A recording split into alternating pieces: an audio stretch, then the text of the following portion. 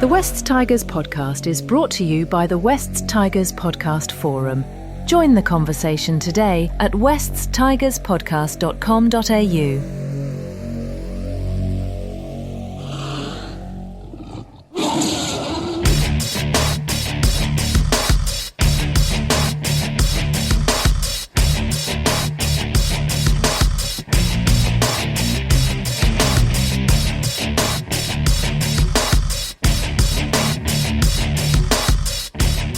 West Tigers Podcast, episode 458.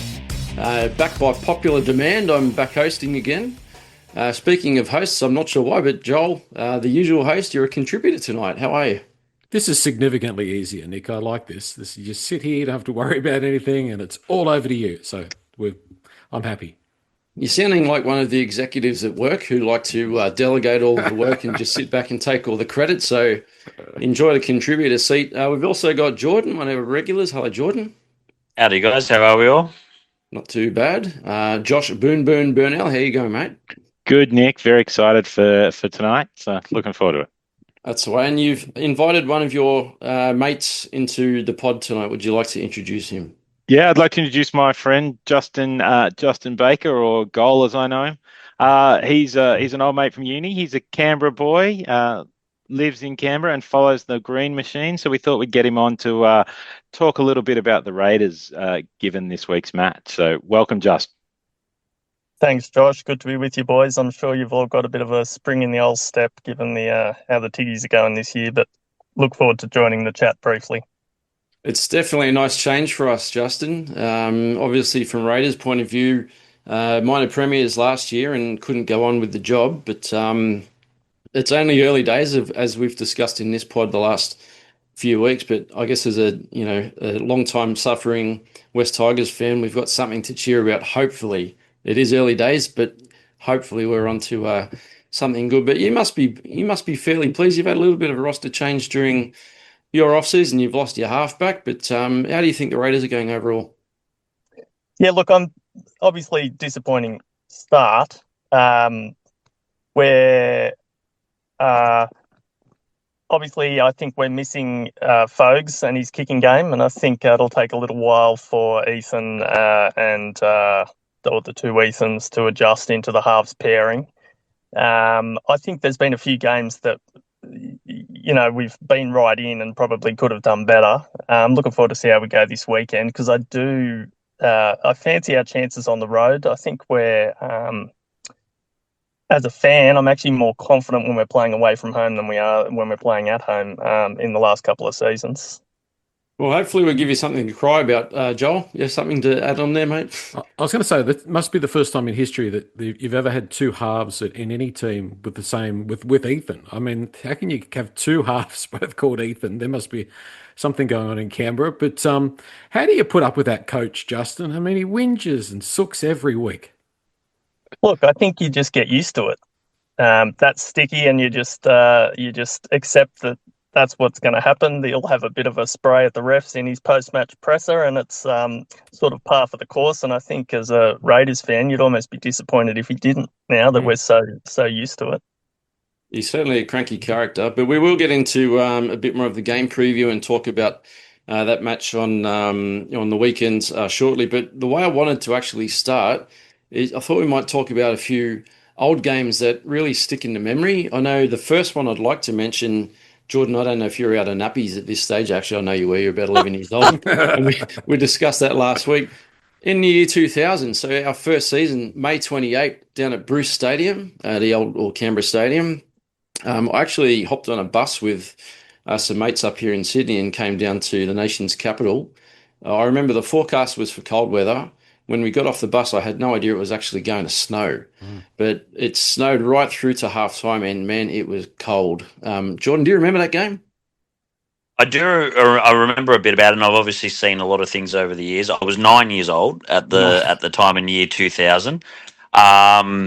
So, yeah, I remember because did they play with a white ball? Was that right? The ball was still wide, and I remember a thing about Joel Kane running with the ball at one stage. But yeah, I just remember seeing a lot of snippets over the years. Every time they've talked about it playing in the snow and whatnot. But at the actual time, I probably don't remember a great deal about the game itself. Yeah, Josh, I think you were there. I was in Canberra at the time, and I had all intentions to go. We were actually at uni. Justin and I were at uni there, and I was intending to go that day, and I was all prepped, had my tickets. But a giant snowball fight started in the car park of the uni resi. So I got distracted by that and missed the last bus from the Labour Club over to the ground. So ended up with the snow fight and ended up watching it on TV. And I've always been disappointed that I did miss the snow game. Now that it's been the only one, so I think just you were actually at the game though. Yeah, Josh, a mutual friend of ours that you might remember, Kyle from the uni days, who was a diehard Tiggy himself, and he actually was the one who dragged me along, really, and it probably says a lot for 90s fashion, even though this was the year 2000, but I was dreadfully ill-equipped for a game in the snow. I was wearing, do you remember parachute track pants were all the fad? So Nice. the snow just melted straight into them, and it was a pretty cold afternoon. I don't remember a lot about the game itself. I remember Kevin McGuinness was in the centres for the Tiggies, I think, that day, and he must have been standing right near where we were sitting just before kickoff, and I can just remember him just sort of shaking his head going, what is this? How are we even playing in these conditions? But it was, it was a pretty historic day, I suppose. But and we got the win, I guess, importantly. Yeah, you did get the win 26-24. No, sorry, 24-22. It was a 2-point win. But one thing I do remember, I remember John Hopewadi, I think Craig Field put a kick into the in goal. I think it was Craig. Was it Craig Field? Or was it? No, he was Craig Field. I remember Hopewadi diving from about 15 metres out to slide. And I'll never forget, the ball stopped about a metre from the dead ball line. Hopewadi stopped about 2 metres before the ball because he dived from so far out. So that was a failed effort there from Big Hopper. Joel. I think your memory is wrong, but Nick, I think it was Laloa Milford. I don't think John Milford, yes. was a West Sorry, Tiger Hopper in was... 2003. Yeah, no, you're correct. You're correct. But what I remember is Craig Field kicking a ball and it landing right in the bread basket of a Canberra player and then running about 40 metres to win the game. I don't know how accurate that is, but that's what my recollection of the game is. But also the snow was there predominantly like pre-game and in the first half, but by the second half it had sort of cleared away a bit. But yeah, very, very cold day. I was sort of okay equipped, but it wasn't the coldest I've ever been at a football game.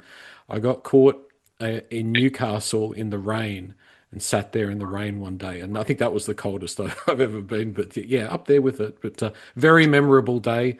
And again, another memory that's wrapped up in a loss, unfortunately. Yes, another loss. I do have a happy one to move to before we do move to another tragic loss.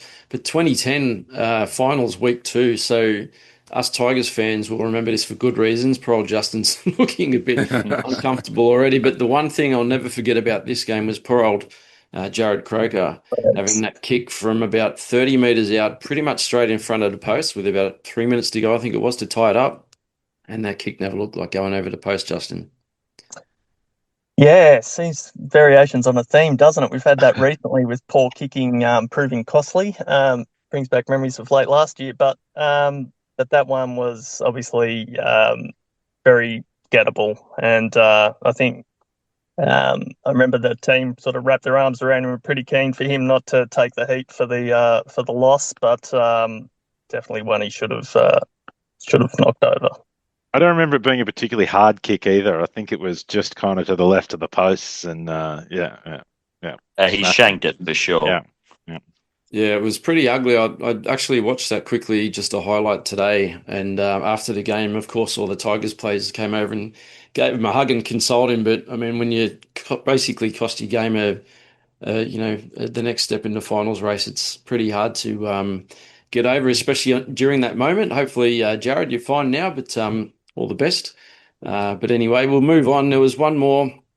Josh, I know you put in our chat that you wanted to chat about, which wasn't a very pleasant memory from 2022. Well, it is a famous Tigers Raiders game. It was at Leichhardt last round of the season. We weren't making the finals, but I think we all had very much excitement to finish the season on a high.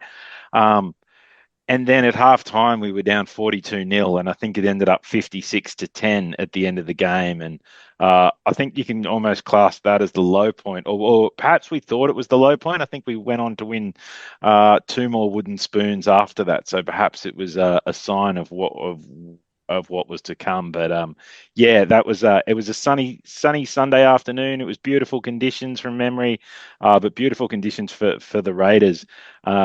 And I think, there's been a few of those over the years. And I remember Jordan Rapana, you used to score plenty of tries against the Tigers. And of course, BJ before he came here and failed to be good anymore. So, yeah.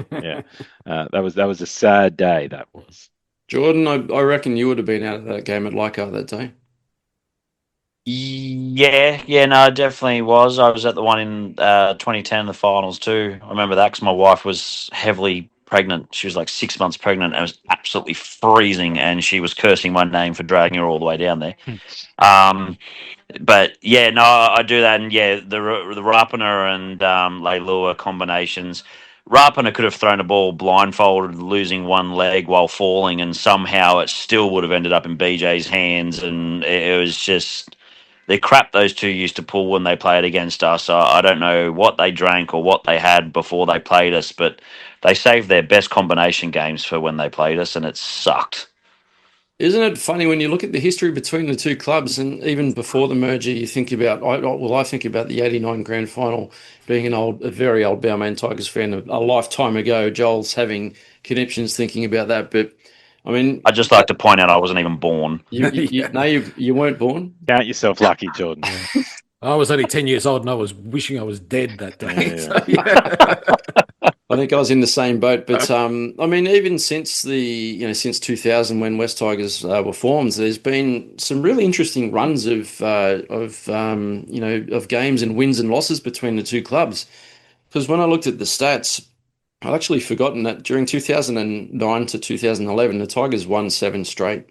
There was a very similar streak that the Raiders had over the Tigers, and I remember for a while the win-loss or the win-win ratio between the two clubs was very similar. I think we were about 50-50 games won for each club before I think lately the Raiders has slightly taken over that. And we'll look at the head-to-heads shortly. But Josh, I know you mentioned a streak that Benji had for quite a while as a player there over the Raiders. Yeah, I remember this, so I looked it up today. At one stage, Benji had won 18 in his in his earliest career, or most of his career.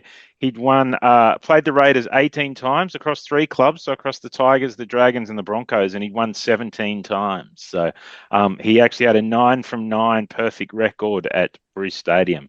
I don't know how that continued for post 2018. I mean, he was playing a bit with the Tigers again after that, so perhaps it wasn't quite as good, although he did play for Souths too. So, but yeah, at one stage he'd won 17 from 18 games against the Raiders. So hopefully Benji still knows how to beat the Raiders, and that'll be good on Thursday night. But yeah, we shall see.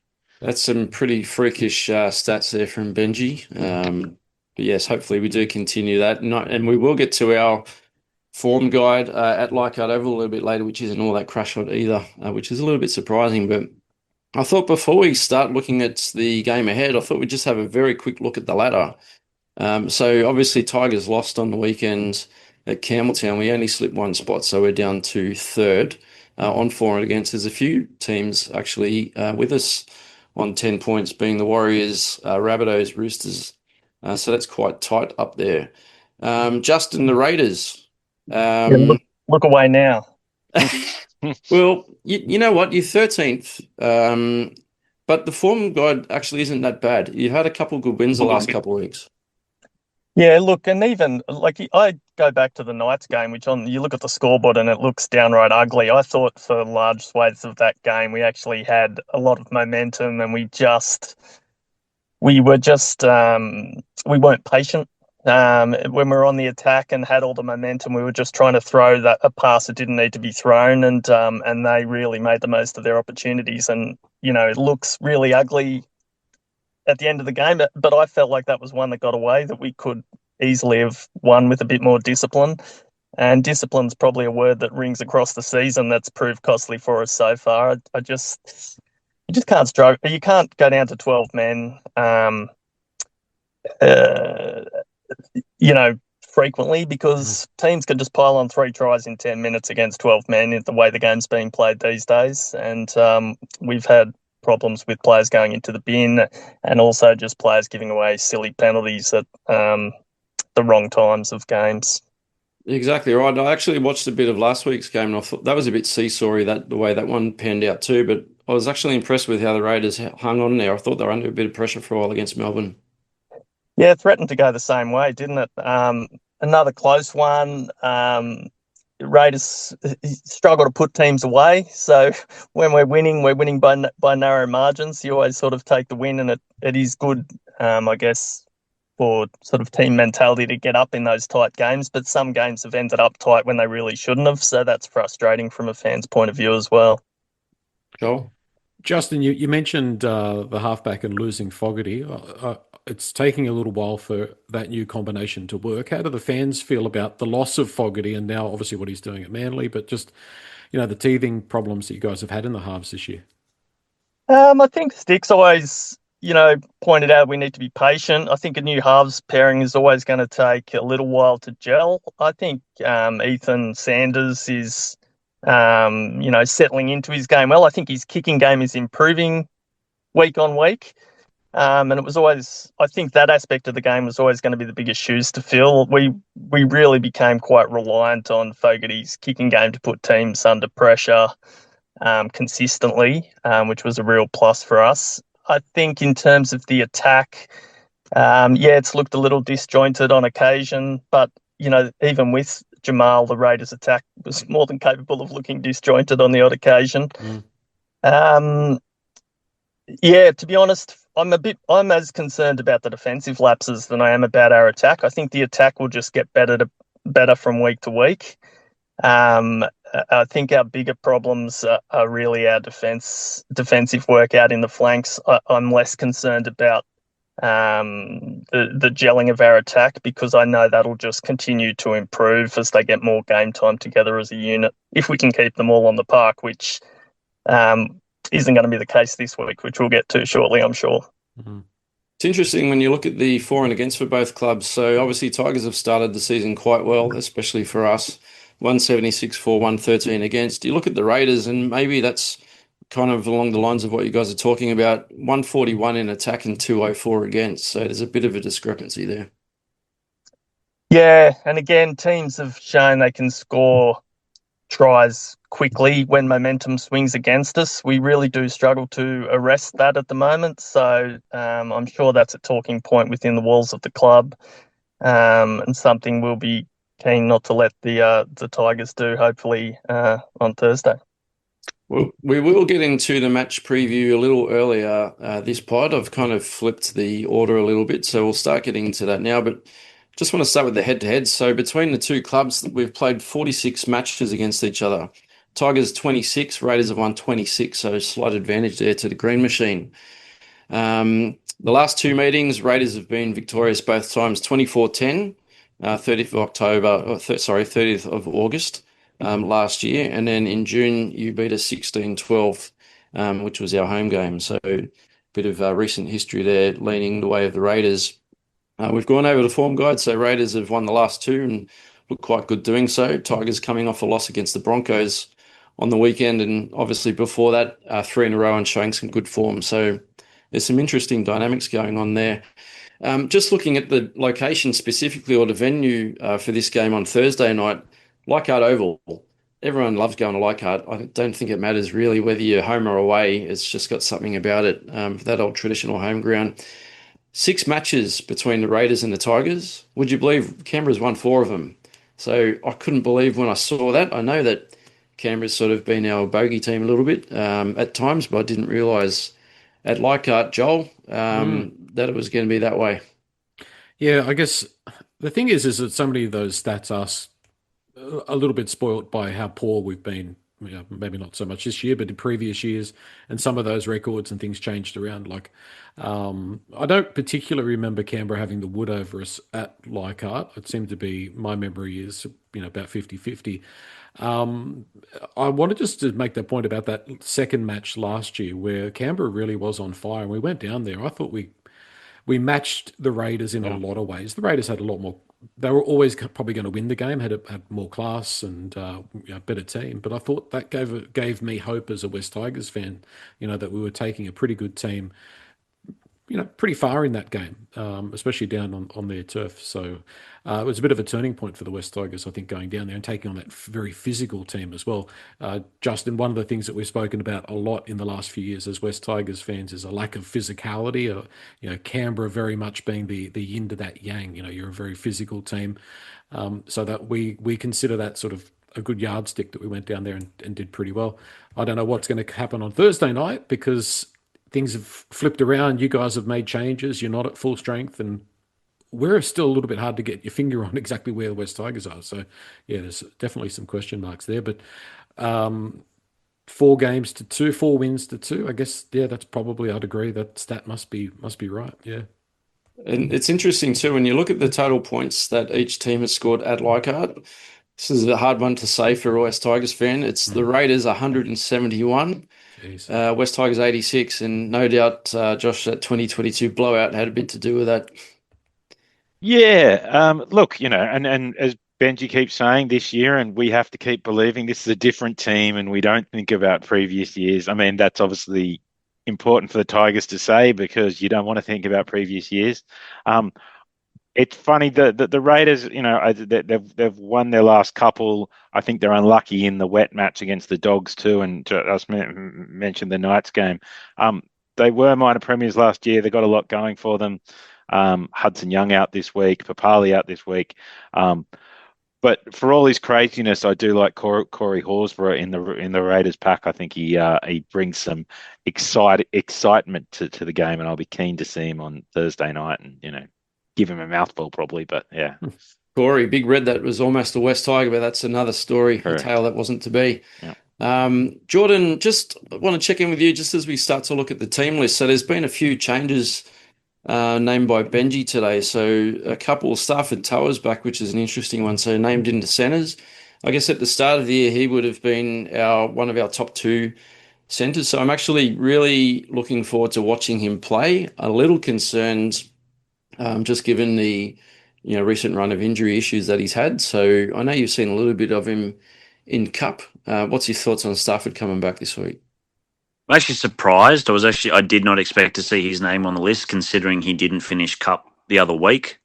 With Patrick Herbert and how he played, I didn't think he probably deserved to not be in the squad.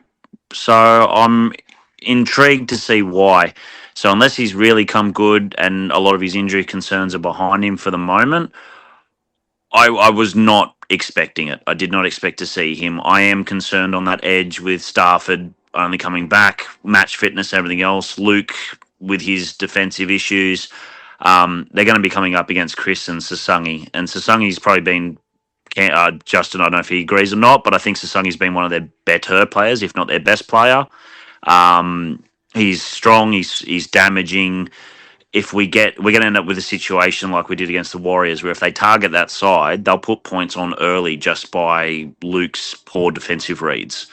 So, yeah, our team, our forward pack, which is something I thought I'd never say in recent time, I think our forward pack has the wood over the Raiders at the moment. The Raiders bench looks extremely light compared to ours. It's going to be an interesting matchup. I have a lot more confidence in this game than I had against Broncos or the Knights the previous week. If our forwards do what they've been doing for the last month, we should be rolling down the field. It's just whether or not we can take our opportunities in the red zone, which seems to be our biggest struggle. Yeah, I agree. Josh, Humasi Makasini's been dropped. Now, I know our mate Zach from Tiger Town podcast did suggest that it could be resting due to a foot injury or concern. I'm leaning on, I know we spoke about this on the pod the other night, leaning towards maybe Benji's just sticking with his guns and maybe just dropping him for a week, given the couple of errors that he made late in the game on the weekend. What's your thoughts? Yeah, I think he's probably been dropped. I think that's moment. Sorry, I think Makasini's probably been dropped, and I think that's probably deserved. It was interesting to see Luke come back, but I guess he was kind of out with suspension and then come back off the bench. And we talked about standards. Personally, I probably would have liked to see Skelton play, but so I was surprised that Luke came back. But yeah, it'll be interesting. I think Stafford. The fact that he is back and Herbert's on the bench suggests that he is fully fit. So hopefully, I'm a fan when he's fully fit. Look, Luke's had a couple of chances. He's had some concerns, but Benji rates him, and yeah, well, hopefully he goes out and does the business. Although I am a little concerned about some of the same concerns, but I think Makasini injured or dropped probably needed a week or two off, so it's probably good for him.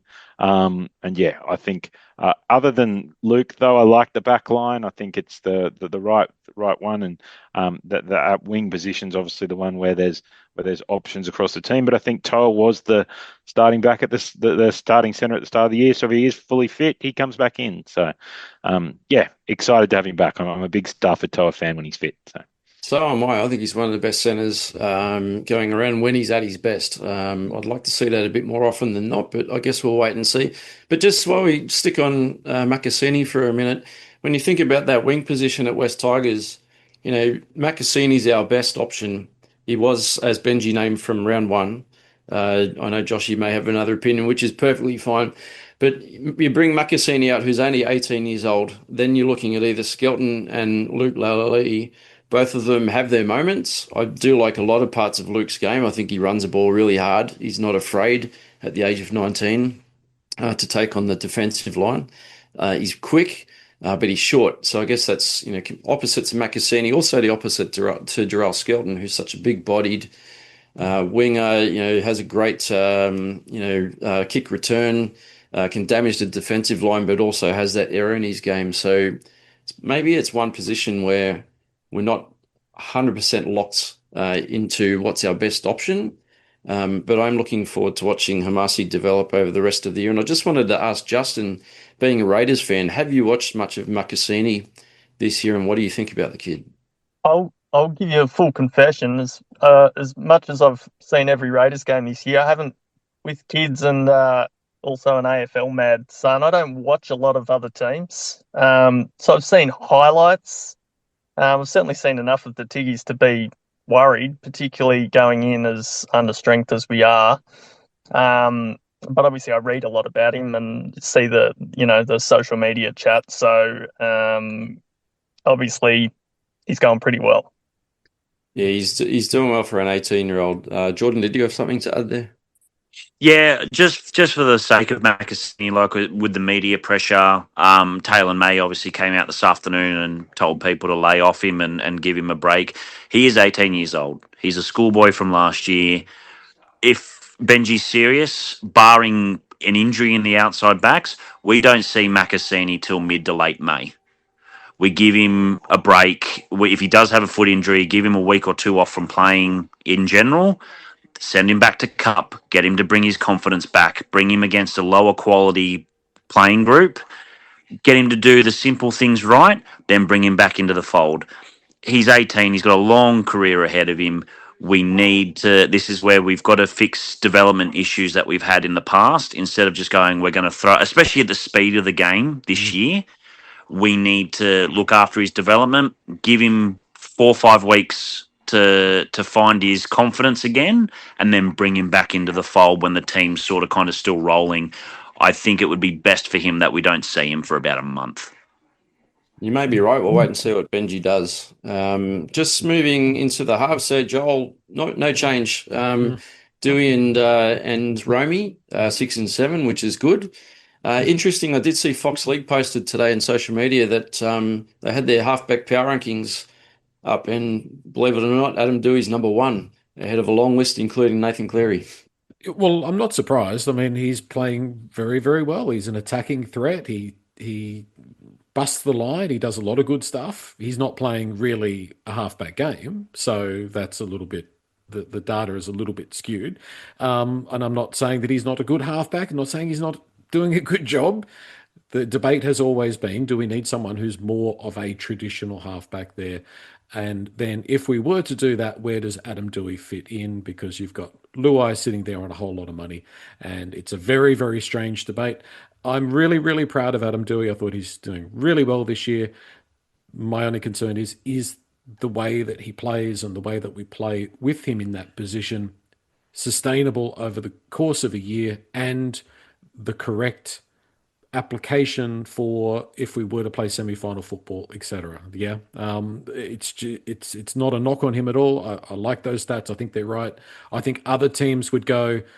We can ask Justin. He hasn't seen, obviously, a lot of the Tigers, but I'm sure he's thinking to himself, well, when he looks through the Tigers team, we have to shut down Appy, we have to shut down Jerome Luai and Buller, and then you've got this guy called Doueihi who sort of makes these breaks and is a constant attacking threat as well. So it's going to be interesting how this unfolds through the rest of the year. And coming back to that point that we made the other day, I don't know if we can afford to really move him to lock. So I think he's going to be in that position for a while, pending injuries. And just one quick thing quickly on Macassini. I wonder if, in hindsight, we haven't handled that very well. He did really, really well in that trial. He's got lots of raps. He did well in his debut last year. But, maybe this was a situation where, you could see he was getting targeted, getting a bit beat up. Maybe we kind of should have gone to that strategy a little bit earlier, given that we've got Skelton up our sleeve and we've had Luke Lilly. Obviously, Tavana's on that contract where we can't use him unless we need that dispensation until a little bit later on. But, yeah, in hindsight, maybe we kind of should have eased him in a little bit more. But, the hindsight's got 20/20 vision. And I think it may have been Taylor May came out today. I think I saw something on an Instagram post that he came out publicly in defense of Macassini and did say that, I don't think he called us keyboard warriors, but he said there's been a lot of talk about what Macassini did. And I know it was only a couple of mistakes, but, I guess they were at bad times of the game. And nothing was ever said when we were winning, which is true. Everyone's obviously more critical when you lose games, Joel. But I don't think people are really laying the boot in. We all love him. No. We all see the beautiful, wonderful potential of him and think he's done really, really well, given he's 18 years old. Like nobody, as far as I know, nobody on the West Tigers podcast is calling for him to be lynched or, sent out of town. He made some costly mistakes, but he'll learn from it and grow from it. We've just got to be patient. And as Josh said, give him a bit of time to regain his confidence. He's still working this stuff out himself. He just needs a break. It's a long season. It is. For an 18-year-old who doesn't look 18. His face does, but he's still a kid. So, Josh, did you do something else? He gets smashed every week too. Yeah. Don't forget that. Yeah, I was going to moving on from Macassini for a bit. I was going to ask just who should we be most worried about on the Raiders side coming into this weekend? Who's been I've watched bits and pieces of the Green Machine and I do enjoy watching them, but who should be the players this year that we should be on Friday night?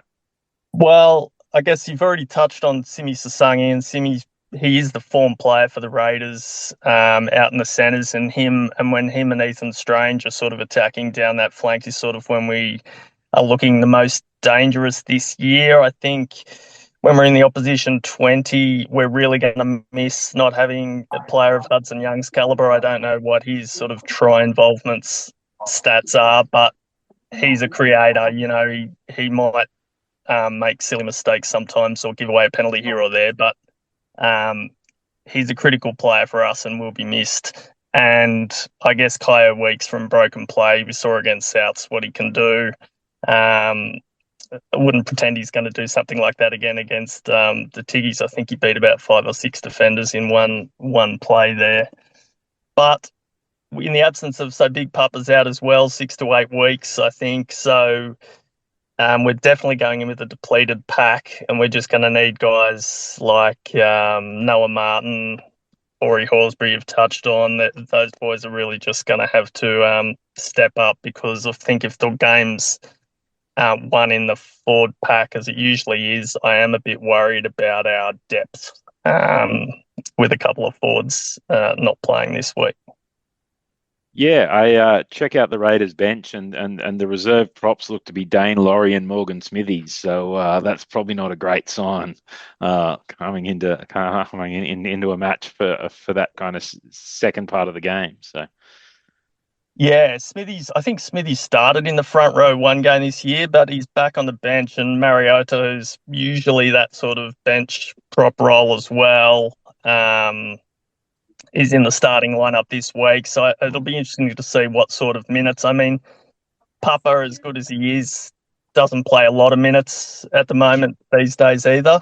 But it is going to impact our rotations a bit. Some of the boys that aren't used to putting in big minutes are probably going to have to play a bit longer. Jordan, just talking about rotations, so we've retained Jock, so he's still at 14. Latu Fonu drops out of the 19, so he's on the reserve or extended reserve list, and Tristan Hope comes back onto the bench. Do you think we'll use Hope during the game, or do you think he's just there to cover? I think he's just there to cover. Appy's been doing well in the minutes that he's providing. Appy seems like a rejuvenated senior player.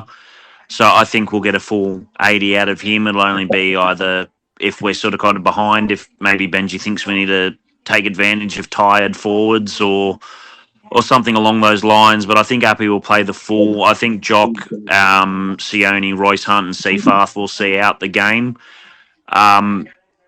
I don't know where Jock sort of kind of fits in. I don't want this 20-minute cameo where we move Dewey to centre and we bring on Jock and Stafford comes off or whatever. It seems redundant to me. If you're gonna make the change early or you're not sure, if we're not scoring points early, you should be changing it in the first half. We need to be on top. I honestly feel that if we started with Jock against Broncos, we probably win. He straightens up and creates so much space for our outside men, and there was just we looked amateur again in the red zone. Like the amount of possession we had in that attacking zone for against the Broncos, we should have scored more than 20 points.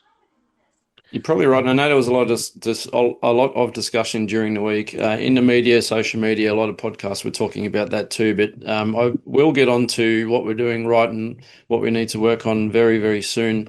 7:50 p.m. Thursday, kickoff at Leichhardt. I can't wait. It's another sellout. I've got my pass. Josh, I'm going to meet you somewhere on the hill. So I'll come and find you and we'll have a chat and watch some of the game together, which will be nice. Joel, are you heading out?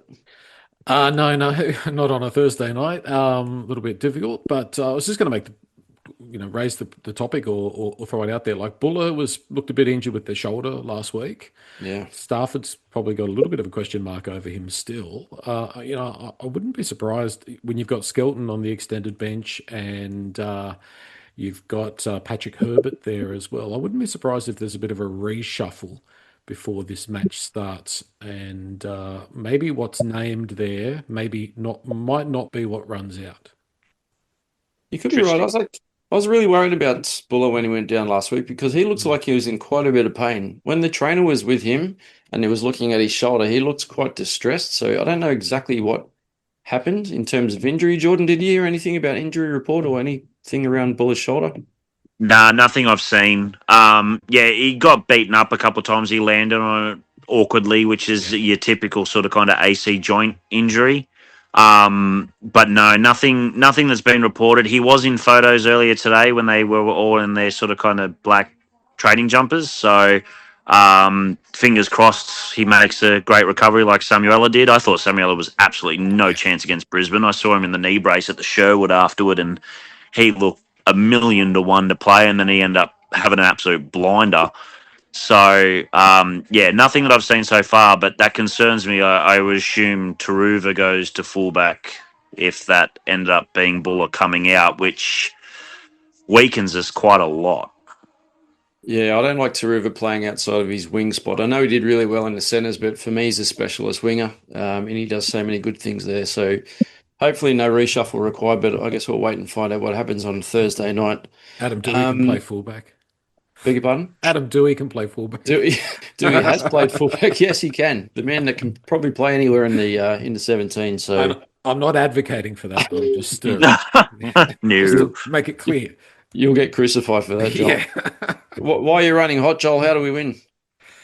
Well, as has been mentioned, forwards. I mean, look, I look at Canberra over the last 5 years, or the last.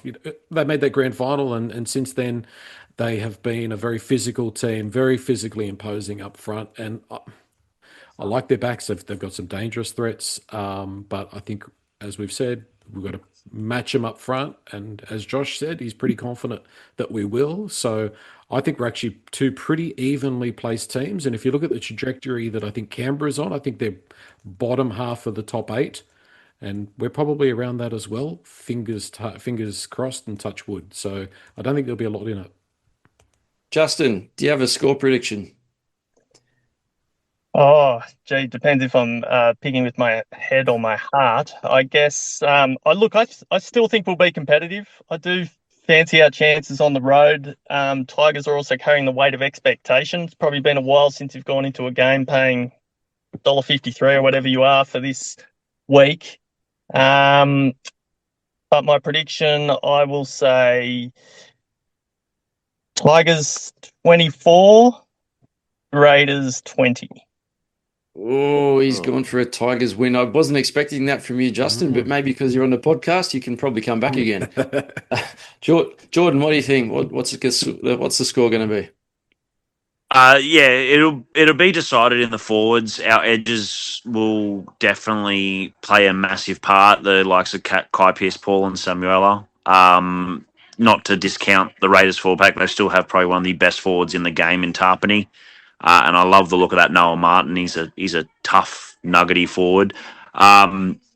If we roll our sleeves up and we keep them scoreless in the opening sort of kind of 20, 25 minutes, I think we put a few points on. I have a feeling if we play to the degree that we did against Brisbane, like Brisbane had a different quality and Reynolds picked us apart. But if I have a strong feeling if we play to that ability and that kind of possession, we'll probably roll away with it. I'm going to go with somewhere probably close to like 32-10.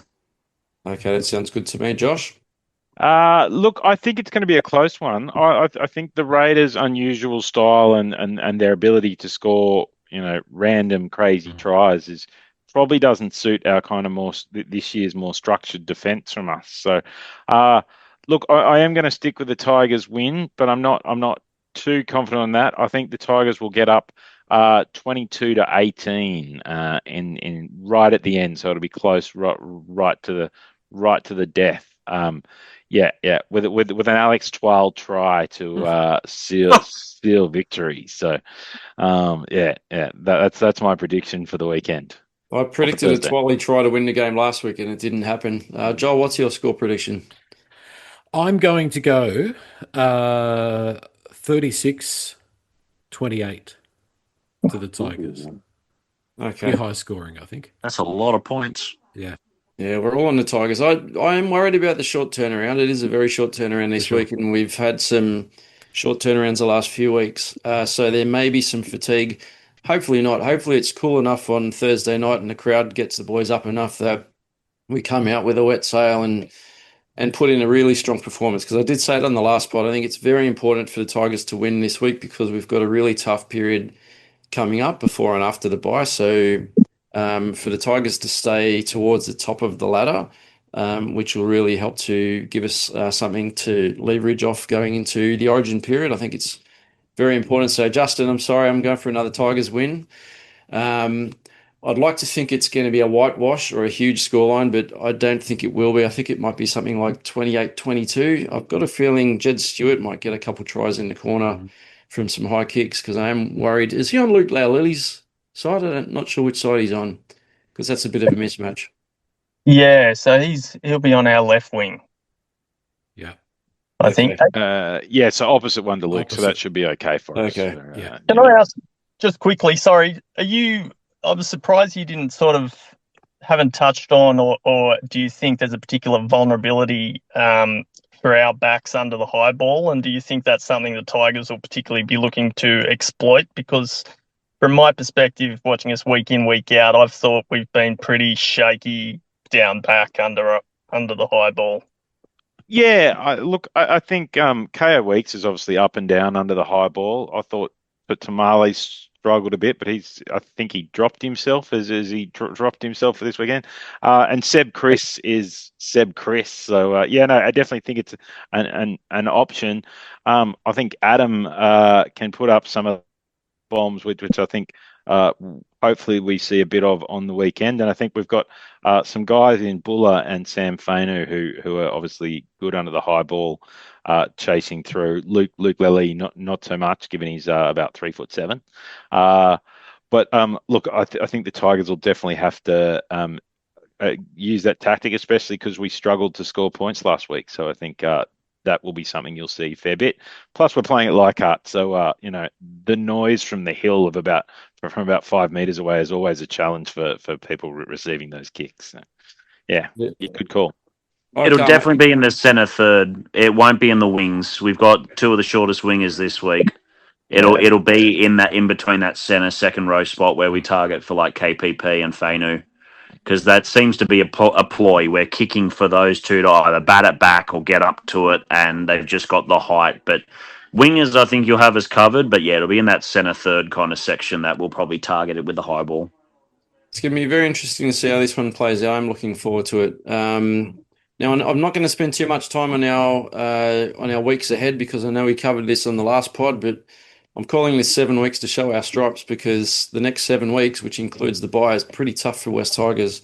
So we obviously start with Raiders this Thursday night at Leichhardt, Sharks away, Storm away, Manly at home, which is Magic Round, so that's not really a home game. Then the bye. And then we've got the Dogs and Panthers, both at CommBank following the bye. So really tough period. And I honestly do think this is going to be a true test for our footy team. And we'll probably get a good idea, Jordan, of where we're standing in about 7 weeks from now. Yeah, we definitely need to jag probably comfortably 3 wins out of the next 4 if we want to have a serious contender for being in that top 4 section. The Sharks game probably concerns me the most out of the next 3-4 games. Penrith, we upset Penrith at the best of times as well. It's hard. Our consistent, we've had 2 losses for a maximum of 5 points. So it's just whether or not we've changed completely and how the season goes on. Hopefully the fitness that we've shown at the start of the season is going to be the deciding factor leading into the year. And hopefully when we go against Melbourne, they don't find their mojo and decide to turn it on against us. So, yeah, the Sharks at Shark Park will probably be the biggest test. But, yeah, 3 out of the next 4 games would be great, and then we set ourselves up. Yes, there's no easy games in the NRL, but we'll definitely see how we go the next 7 weeks, which will be quite telling. Now, before we wrap up, I wanted to do a shout out to an Instagram page called League Eye Test. Now, I personally might be a bit slow, but I hadn't heard of them until a couple of days ago when they tagged our West Tigers podcast page in a post. Now, the post was all about West Tigers and our stats for 2026. And when you actually read it, and it's quite in depth, I don't know who these guys are or how they put their stats together, but very, very impressive. Now, these are all stats that I've had a look at that I don't think we've been at this end of the table in regards to these statistics for a long, long time. The first one, they're talking about offloads per 150 platables. So there's generally more than 150 platables in a game. But when they try to square it up against the rest of the competition, they take it at 150 platables to get their stats. So offloads, West Tigers are leading at 15.2. And when you compare that to the Premiers, the Broncos are at 5.3. Wow. That's a massive difference. And you can tell the way that Benji's got the boys playing. There's a lot of passing. And when I read that stat, it made me think back, Joel, to a couple of years ago when Sheensy was at the helm and Benji was his assistant. And I know things didn't end well with Sheensy, but I remember a comment that Sheensy at training wouldn't let the boys stop until they had 200 passes each. Kind of makes me think Benji's kind of taken that and twisted it into his own Benji ball. I know he doesn't like that term, but maybe similar sort of philosophy there. Yeah, 100%. I mean, it's amazing, isn't it, that that you've got one team that's an attacking powerhouse in Brisbane. Like they are a team that I'm sure Justin agrees, most of us are pretty scared of playing. They've only got the 5 with at 3 times that many offloads. The only thing I would say is that would be skewed with our side to side and going around in circles a little bit. It may not be effective offloads. Like if there was a metric for effective offloads, it may be a different story. The next one may be something around that. So the next one's in regards to field position. Right. So the West Tigers are currently 3rd in meters per run, behind only the Roosters and the Bulldogs. Yeah. One of their stats, they actually had a heat map of where the West Tigers are playing their matches or their games, and the majority of it is in the opposition's half, whereas a lot of other teams, it's from within their own half and out. So in terms of where we're making it up the field, and you can see it in how dominant our forwards have been this year, we've certainly turned the table there. So Justin, look out. The West Tigers big boys are coming to get those little tiny Raiders on Thursday night at Leichhardt. Can't wait to see that. Another interesting one, the West Tigers have led for 55% of minutes this year. So we've been in front for the majority of our games, which is 6th in the NRL. So that's not bad, and I dare say that's quite a bit higher than it would have been last year as well. Would you believe this one, Jordan? The West Tigers are the only team this year not to concede a try from the other side of halfway. Oh, well. Okay, no, that I wouldn't have believed that stat. That's It's that's nice actually not- that's pretty good. It's nice not to have another team run from their side of halfway to, whether it's 60, 70 or 100 metre try against you. So Yeah, that's I love a good stat. That's a good stat. I like that.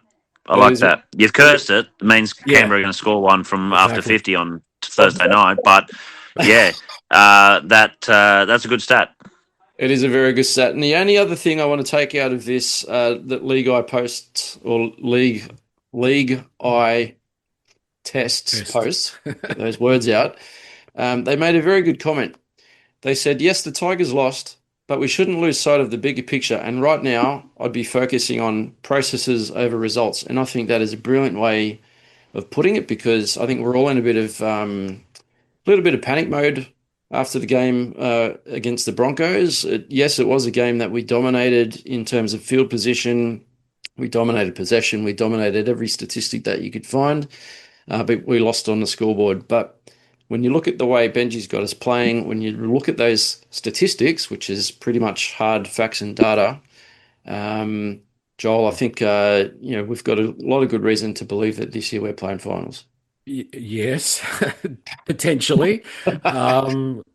Remember the stats last week against the Broncos? We won right across the board, but didn't win the game. So what's going to matter is at the end of the regular season.